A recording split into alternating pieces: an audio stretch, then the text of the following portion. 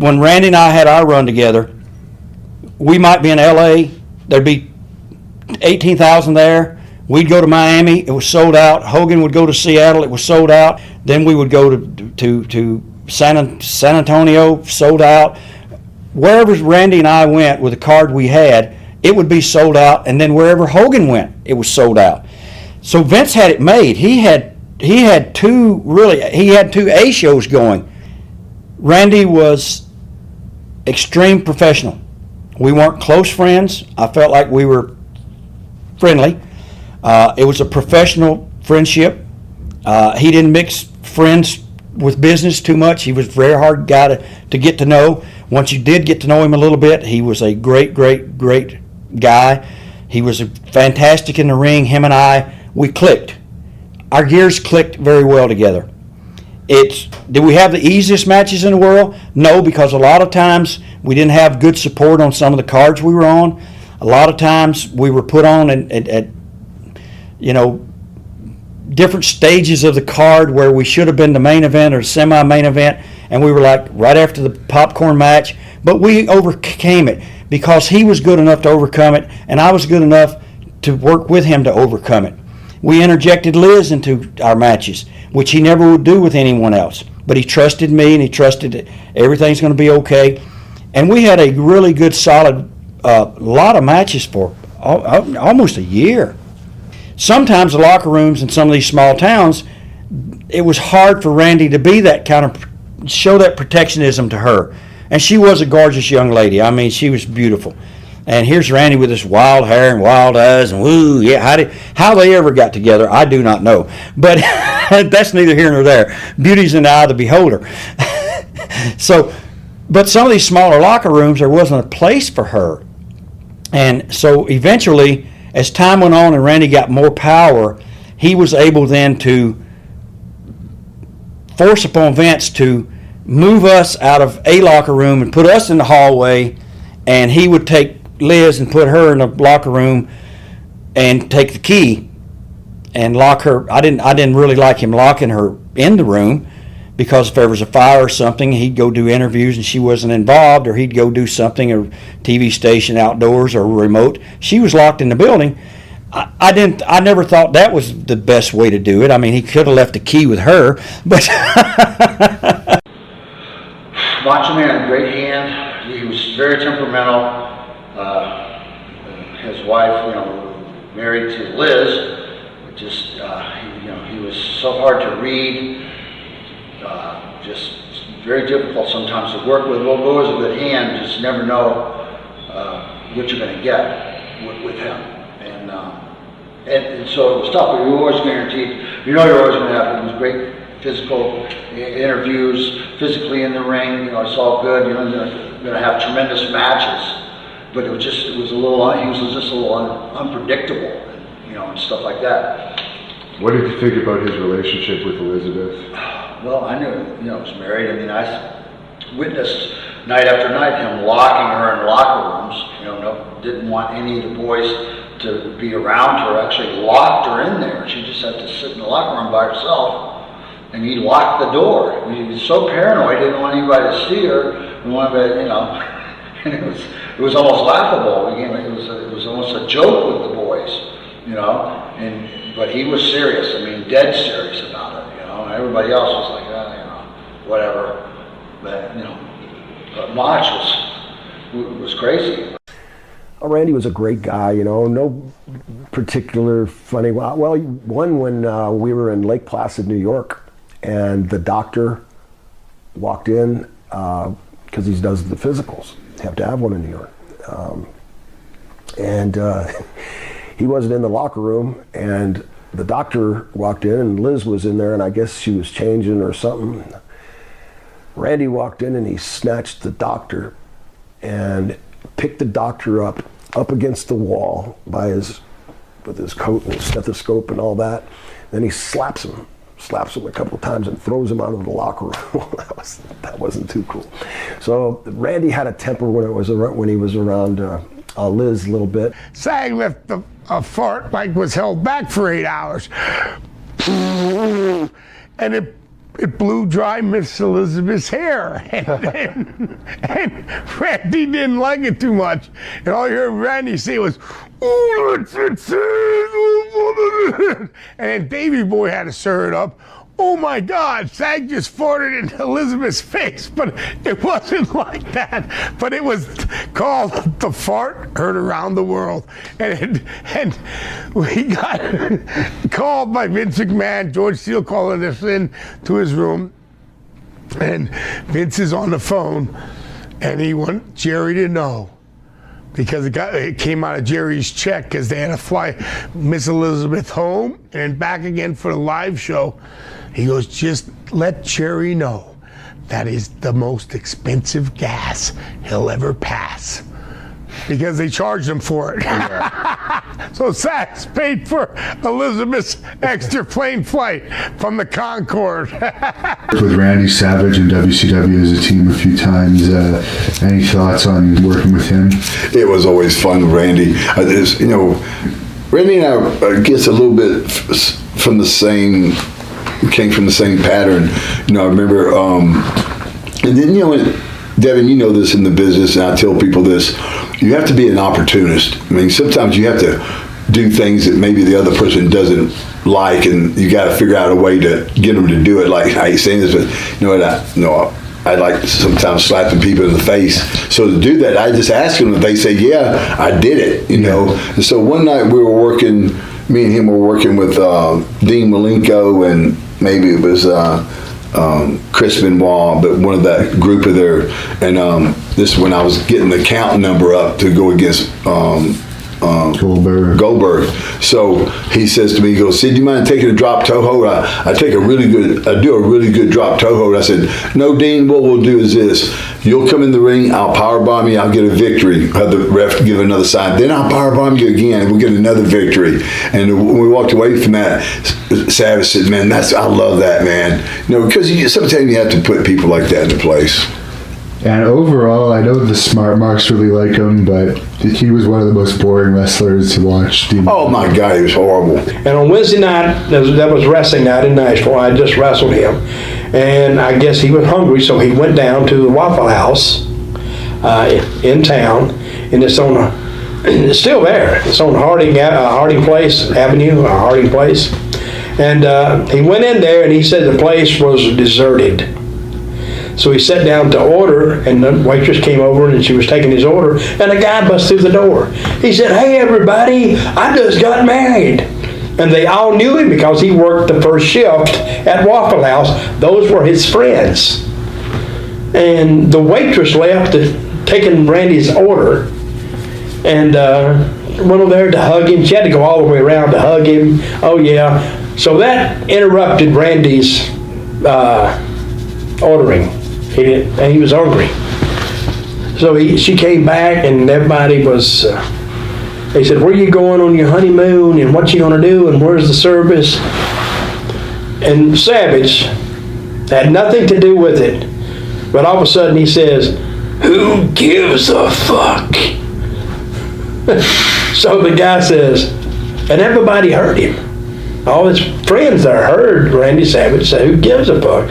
It was an open, direct challenge to the guy. And the guy says, "Well, you better give a fuck." And the man said, "Well, I don't, man." Well, that was all it took. So the guy come over to Randy's table.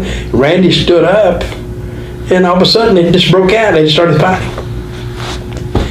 And Randy's telling me a story. He says they started fighting, and the guy reached down and pulled out a knife. Was going to cut him. Well, Randy said he hopped the counter, out from the booth, and he grabbed the knife too, and he come back and he's swinging at the guy. And then he heard sirens going, "Wow, wow, wow." Somebody said, "They called the cops, they called the cops." So the little cowboy ran off. So the police come in, and Randy was over in Nashville, because when you saw him on TV, he kind of was burned into your memory.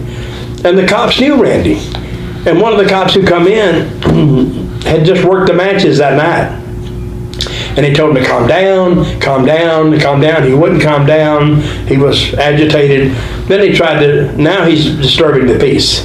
So now they're going to put him under arrest, or detain him to talk to him, but he started fighting them.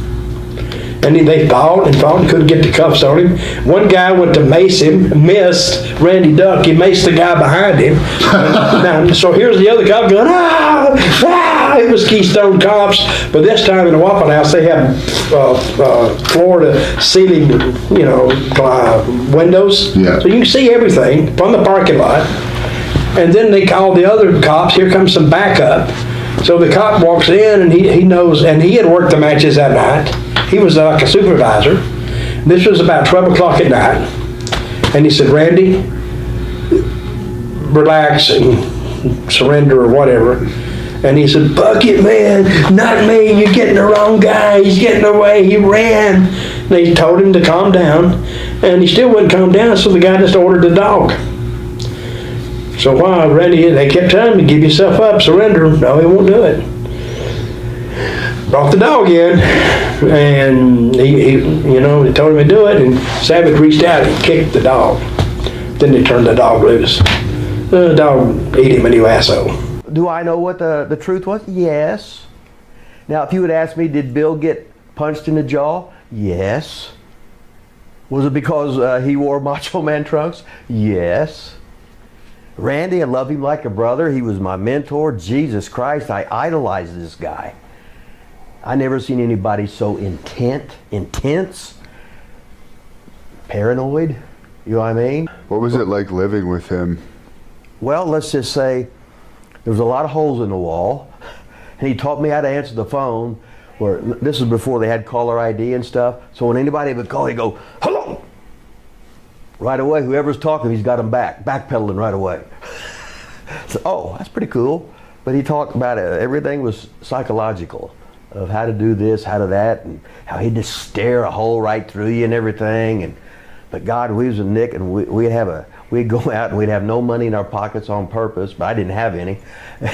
And we would go to the steakhouse and eat the scraps off and spend no money. And it was just awesome. Randy, I just don't really know whether it was alcohol, drugs, or a little bit of both, or what it was, or he was just goofy. But he was goofy. So the thing with me and him was, oh God, I had come out of the gym. Now this is the day or a week before, and he was walking to his car and I was walking to my car, and he was by himself. So I said, Randy, how you doing? Did you just bump into another one of the boys? It was just like, hey man, how you doing? So he said, you really don't give a fuck. I said, well, seeing you put it that way, you're absolutely right, I don't. So I just got in the car and left. So the next time, we're the same gym, I'm walking out to my car, and I see George Weingroff and Pez Watley. And they're standing, walking up there, and I'm walking to my car, and they just come walking down there, so I stand talking to them, leaning against my car, just like this. So I'm leaning against my car, looking at both of them, and then right out of the nowhere, bam! I said, what the hell? Randy run by and sucker punched me, hit me in the eye, kind of busted this eye up here a little bit. But anyway, dude said, you son of a bitch. So we get rolling around like two old women on the ground, and that gets stopped. So there's three of them technically, but not really. There's just Randy, but the other two are, and they have their van sitting up on the hill with the whole crew in it. So I thought, if I get to the back of my car, I will restore order. So and no buttons in them days, you have to put the key in and turn the thing in the trunk. So I said, oh God, I hope this thing ain't locked. So I get it in there, turn it, pops open, briefcase laying there. So I hope this briefcase ain't locked. So I click it and open, 38. So here comes Randy up to the thing. So as he gets up, his dad, Angelo, walks up this side of the, so I don't know where he came from. He wasn't there at the beginning, but he walked up. So as he gets to about a foot from me, I cocked the gun and put it to his head, and I said, your son, tell him to leave or I will shoot you right where you stand. So Randy says, oh, you're crazy, you son of a bitch. And he's cussing and swearing and da-da-da-da. I said, maybe, but I'm not putting this pistol away till you all leave. So Randy and Angelo just take off. Me and Randy had a fight previously. We had a bad encounter in Columbia, South Carolina. And was that over a match? I came in on the winning end. Okay. What was the Like- story behind that? Well, I was partners with Tiger Conway Jr., and I didn't know the Poffos. I had never worked with them. That was the very first time. It was a tag match. I had heard of them, but I had never. And Randy and Lanny were just starting. And Randy had been in the business maybe a year, and he had 3-4 fights with the English guy there. What was his name? Billy Robinson, No, he sucker punched people. He was good at that. Les And, Thornton, maybe. No, he might have had, but this guy was a shooter. He sucker punched him. Anyway, he had 2 or 3 fights. And Dick Dundee, he sucker punched him in Memphis. So anyway, I had heard of that, because the news travel. So anyway, we're booked in Colombia, and we go into the ring, and everything was fine with me. I mean, I didn't have a problem. But then during the match, there was a problem with the Tiger and them, both of them. And then I realized they were going to double team them. And I don't know, if you don't have to be my friends if you're my partner. I'm there. So at the end of the match, everything kind of went away a little bit, but then it came back at the end of the match, and then the shit was on. And we wound up on the floor. And so I was going after Lanny. Lanny was backing away, throwing kicks and shit. And I came around the corner, and Tiger and Randy are down on the floor. Well, I took one of them things to hold the rope, this got a metal base, boom. Well, it was all over. The wrestling room empty upstairs, and a few people got hurt at ringside. Well, This was during the act. it was at ringside in Colombia. Yeah, so a few people got hurt. Not seriously, but just banged up, scratched, and all the boys was down, So then I left after that, the territory. I got a lot of heat for it. You mentioned Hawk and Savage. Animal actually told me a story once. I don't know if you can confirm or deny it, that in Japan they actually had a backstage. I was there. Yeah. I was right there. I was right in the middle of it because Ricky Choshi yelling at me. I can't remember who we were, but there was wife, girlfriend involved, and they both live in Tampa at the time. And there was some issue about that, and I'm not exactly sure, that part of it, but there was definitely heat. And they hit Randy Savage music, and I think he was one of the main event guy, it might have been main event match. And in the back of the curtain,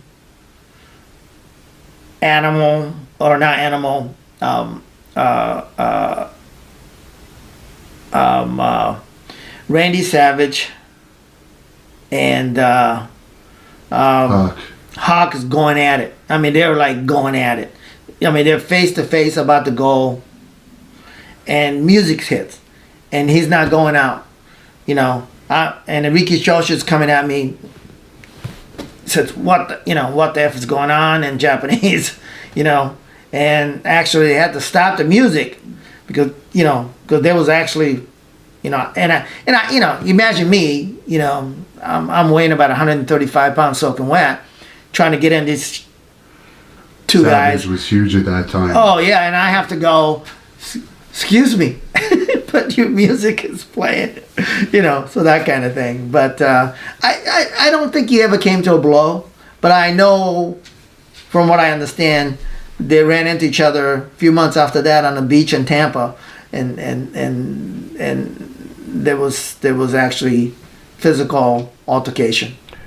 In the earlier years, Randy was great, and I didn't see much of him. I mean, we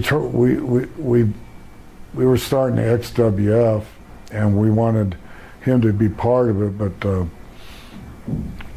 that didn't work out, so I brought Piper in instead. But in the earlier years, Randy was great. He'd come over to my house all the time. We'd smoke some weed together, and Elizabeth was good friends with Julie, and he was great, but he got when him and Elizabeth split, it was a whole different thing with him, and he kind of became, a recluse. He'd pop out every once in a while, but it was hard to get to him. If people treated Terry Taylor like he was treated, they would have been fired. That's how much abuse that guy took verbally from the. I mean, it was brutal. He got cussed. I see Macho Man, Scott Steiner. I've seen Nash. He's been cussed out in front of in front of everybody. What would Macho Man's issue have been, for example? I don't. Terry Taylor's just like, it's just like that. Like if something like, hey, like Terry would tell Macho, it's supposed to have 9 minutes, right? Hey, Macho, you only have 6. But Terry's the one that has to tell him. It's not his fault that the guys out there went. Macho be like, "Fuck you, tell you, motherfucker! You're trying to ruin my career." Just screaming at him like Jesus Christ. So I felt like going like Macho. I felt like saying, "Hey, take it easy on the guy. It's not his fault." I felt sorry for Terry sometimes. He would just get abused and he would just sit there and just. He just had to take it. Savage sort of stayed to himself as well. Savage was kind of a moody guy, rest his soul. You never knew which Randy you were going to get. The thing I had going for me is I had a younger sister who was adopted from Korea, and we did a show at in Tallahassee. And she was going to Florida State at the time, and he had a big crush on her. But my thing with Randy was, how's your sister? I can't do a Randy Savage impression. Or how's your sister? Oh, she's doing good. I'll tell you said hi. Please do. So I always had a little bit of advantage because I think he thought maybe if we ever went to Tallahassee again, you never know. Nothing ever happened there, I guess. Oh, no, it was a huge age difference. I mean, she was 18 years old, 19 years old, and he was 40, but she was flattered, don't get me wrong. In your opinion, there's always the rumor, Lanny actually told me this off the record, but everyone always says that he actually slept with Stephanie McMahon. What's your opinion on if that happened or not? I don't know. You hear different rumors, but it's all rumors. Who knows if it happened or not? I mean, I don't know. Thank you for watching the Hannibal TV. Please like this video if you enjoyed it and click the subscribe button to not miss any of our latest shoot interviews, match videos, or news updates.